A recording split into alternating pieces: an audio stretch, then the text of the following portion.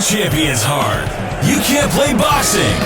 Featuring boxing addict Johnny Baranchyk and friends from superfans to superstars.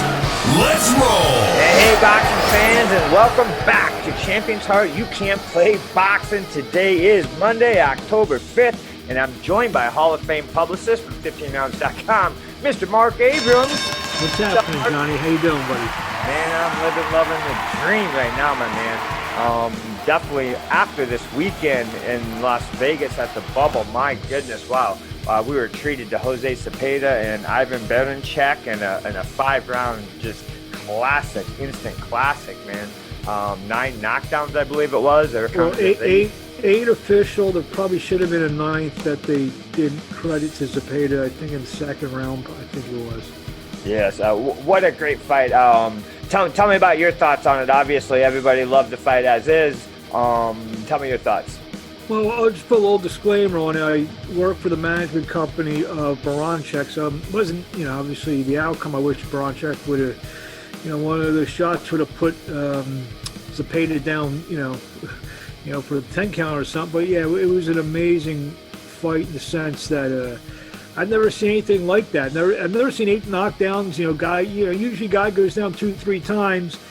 He most likely he's going to lose, not going to be able to come back or whatever. But it's just, I don't know words can describe it. There was one thing, and I'm the only one who's in the world that's going to say this. Well, I'm going to just say it anyway. There was without a crowd, there was something a little bit missing. But I mean, if you would have had a crowd there, whether it was a couple thousand people or 10,000, whatever, I think it would even enhanced what this fight was even more. But with that being said, it was an incredible fight. And I mean, I don't think anything's been able to beat that for fight of the year, rounds of the year, knockout of the year. I mean, Zepeda and Baranchyk are.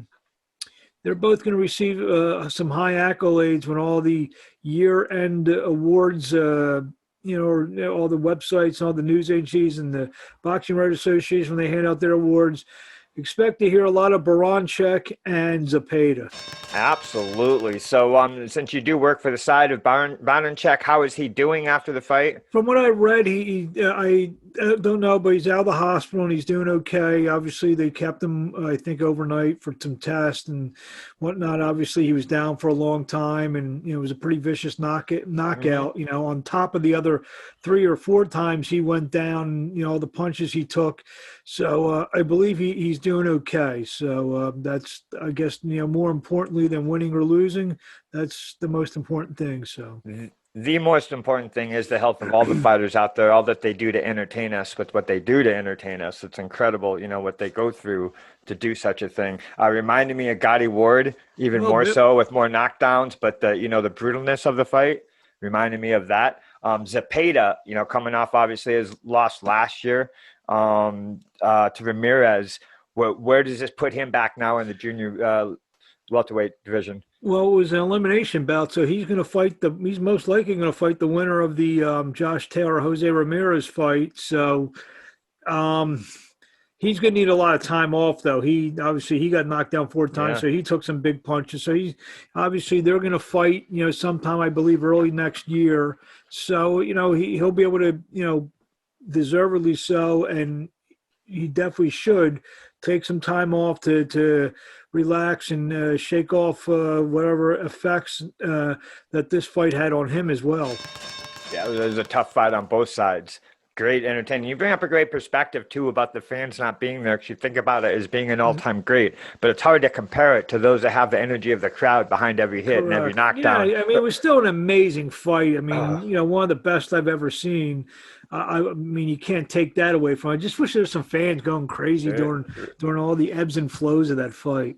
Absolutely. I mean, the fans in our house, there was 2 of us. We were going crazy. There you go. That was definitely it. And then also on the night, Gabriel Flores, who was previously the youngest one to be signed to top rank before Xander. He was in tough, but not really. He worked his way through. Ryan Kielczewski. Yeah, Kielczewski. I interviewed him last week. I mean, Flores is a guy. He's definitely got talent. He's got some good skills. It's just something I want to see more of. I want to see him really blow a guy out, Yeah. So, like I say, he's still a young kid and still has a chance to really, make a name for himself and, be a player in the lightweight division. But, I imagine him in against Loma or Lopez or Haney or Garcia. Those guys, to me, seem to be a rung or two above him. Definitely so. I don't feel that from my perspective, what I've seen out of him so far. He's still young. He's still building, very young. I don't feel that he has the finishing power or the power that it's going to take to be at the top of that division with all that's there. Mm-hmm. So, we'll see what's in store for him. But he had good performance. He had a left hook, though, that really kind of changed the pace. He was felt like he needed to kind of step it up after that, I think, after that left hook Ryan hit him with. Yeah.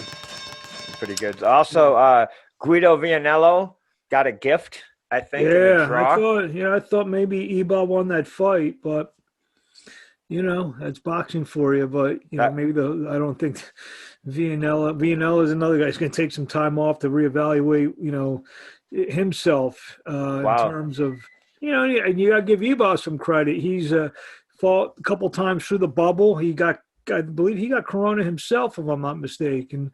And he did a hell of a job against Vianello. He did a great job. That was a great fight, actually. It was back and forth. Mm-hmm. It was a hard fight, too, for both guys. Like you said, they're both going to have to take a little bit of time off. And Vianello, where does he go with that? He definitely has some work to do, I think. Yeah. Last week, the Charlo doubleheader. Did you get any updates on the numbers that they did? There was a report that came out between 100, maybe 120,000 if possible, but around 100, 110 possibly. That's just a report that I read. I believe it was Mike Coppinger tweeted that out. I believe they were planning on doing 100 or hoping to do 100 at least. So that was the minimum or something, but whatever. All right, so Mel walked away, kind of got a couple more belts at 54 with his big knockout. Rosario, that was definitely a great fight. I thought Rosario actually stole a few rounds in the middle. Mm-hmm. Mel came back. Rosario had a couple of decent rounds in the middle, but I thought from the time they announced, I thought there was going to be a pretty good class difference. I just thought Rosario. I don't know if he's still as good as Julian Williams when it all comes down to it. And what I mean by that, I know he'd stopped him. He had a good night. A lot of things had to break his way for him to put on that performance against Julian, which I give him a lot of credit for. But Jermell Charlo he's the class of the 154-pound division without question.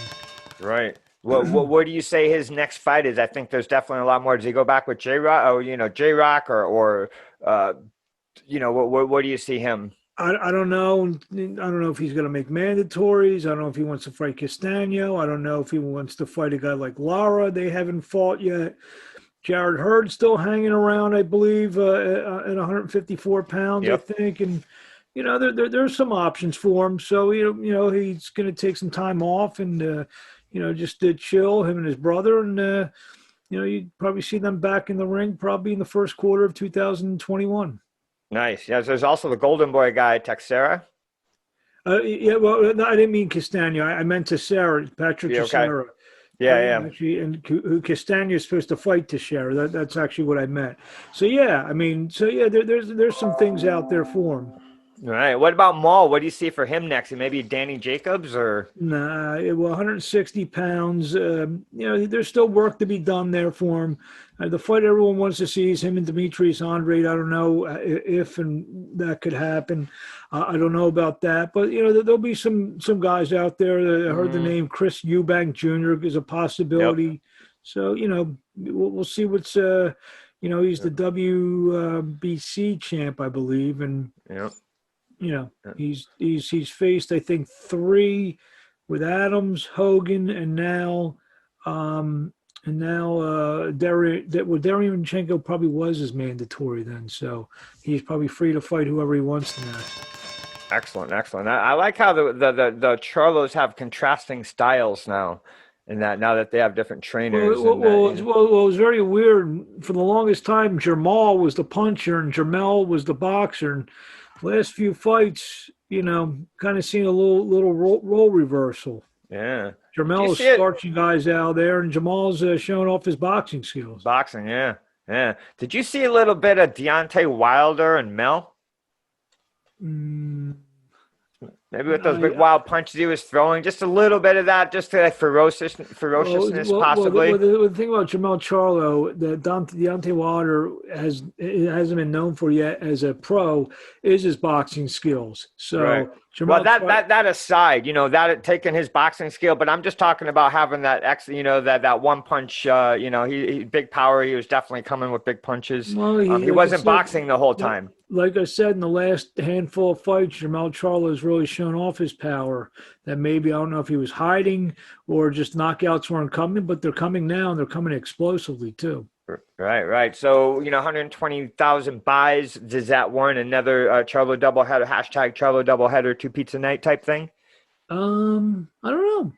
I don't know. I mean, there's, well, depending on the opponent, depending on, I mean, you got to start somewhere if you're going to be a pay-per-view attraction. So, I mean, Right. not all these guys started out as $1 million sellers or $1 million pay-per-view sellers. So, yeah, you got to start somewhere, kind of build a, Right.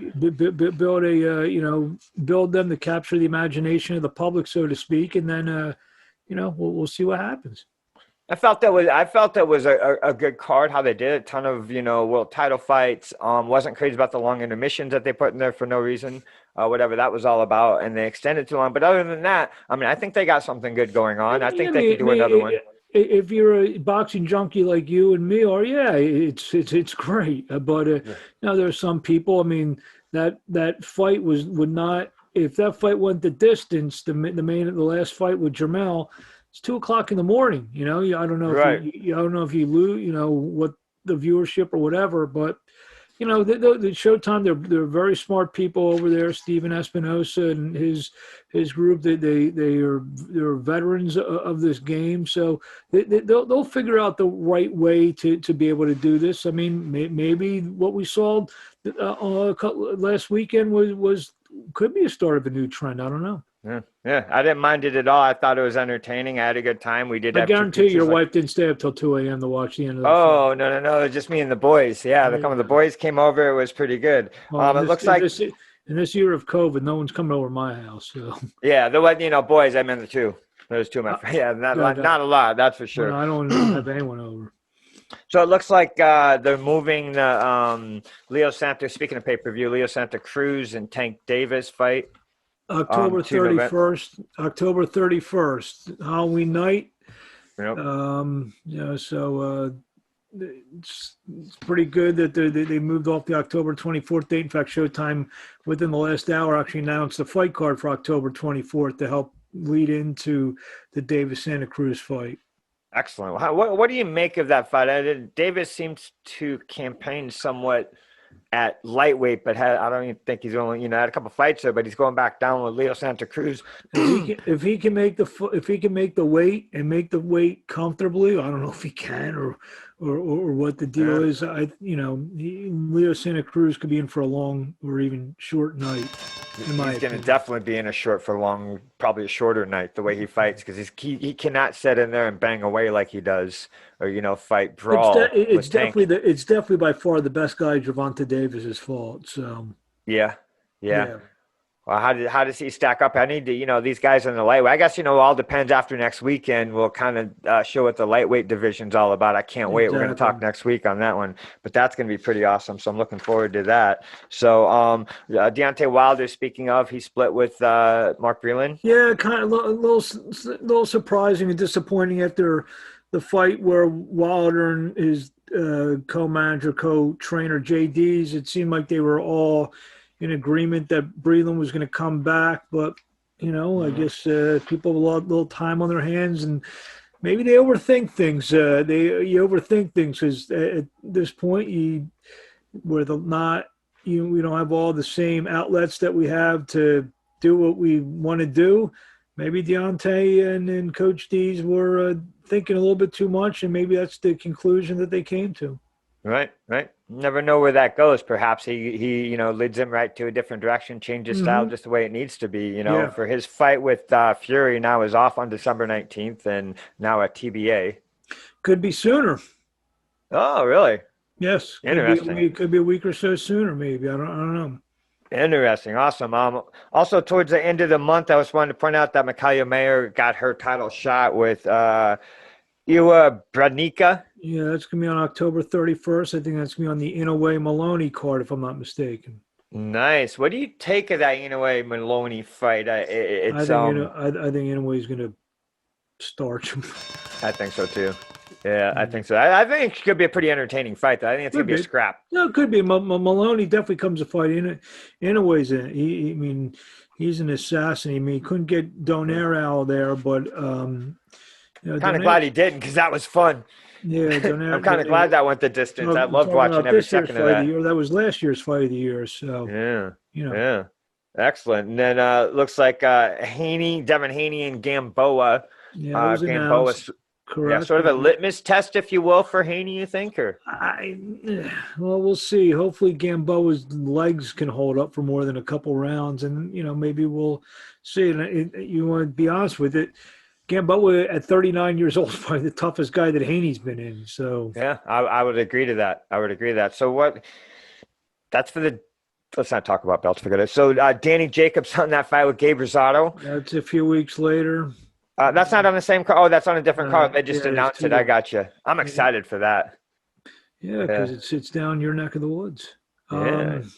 Close show. What was I going to say? Obviously, Gabriel Rosado, I know, a long time from Philadelphia, just get another opportunity. Keep himself relevant, gets another opportunity, another good payday.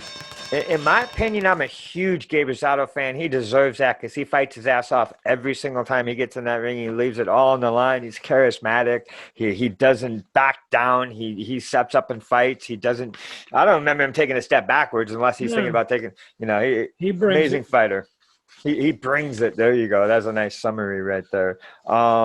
Let's see. So next week, this week on Wednesday night, Showtime has a fight this Wednesday night. You got the former Olympian Charles Conwell. Those are my guys. Again, split team management. I do some PR work for Charles Conwell on the main event against Wendy Toussaint. Also, the Janelson Boca Chica, undefeated welterweight from Detroit, takes on Nicholas Flaz, and then Brandon Lee out of California, big knockout artist, taking on Jimmy Williams. So yeah, it should be a nice midweek card. The co-feature was just postponed or canceled. That was supposed to be Isaiah Steen and Calvin Henderson. Henderson fell ill, but not COVID, but he got a little ill. So that fight's off. So but it'll be a nice triple header, nice midweek triple header on Showbox. Nice. Wednesday night. We'll call it a taco night. Well, that's Tuesday. 9 o'clock. Another match that you're involved in this Saturday night. It's a big one. Oh, is that Friday night? The Ruben Villa. Yeah, take on Emmanuel Navarrete for the WBO featherweight title, vacant title.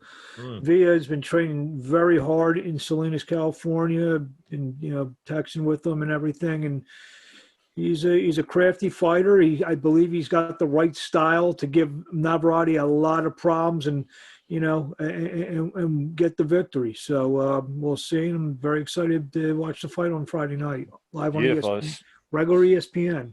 Nice. I like that. I like the regular ESPN. I like either one, to be honest. I don't mind paying the $5 either. I'm giving up my old HBO money. There you go. Taking care of that. So, man, we got boxing Wednesday night. We got boxing Friday night. We got your boys going on Wednesday. We got your champ going on Friday night. Excellent stuff. Then Saturday night, it looks like that Sergiy Lipinets fight is now moved to October 24th. Okay. So Showtime just announced that in the last hour or so. Okay, right on. You heard it here second. Right on, sounds good. And then the fight, the Liam Williams fight in London, is that the Zone or what is that? I don't know if that's. I haven't heard that's gonna be on ESPN Plus or not. That's a Frank Warren fight. So I don't know. It could be on ESPN Plus. They're saying the trade, check your local listings. Nice. Okay, we can do that. Right on. So Canelo put his lawsuit back he refiled his lawsuit last week, which is that, what type of a move is that? Is that something that's he put it back in and they're still negotiating, maybe them and the Zone can get in a deal. they're still negotiating. So we'll see what happens. I'm one of those people when it comes to lawsuits and everything. Just call me when you're done, and then I'll watch or interview someone or. Right.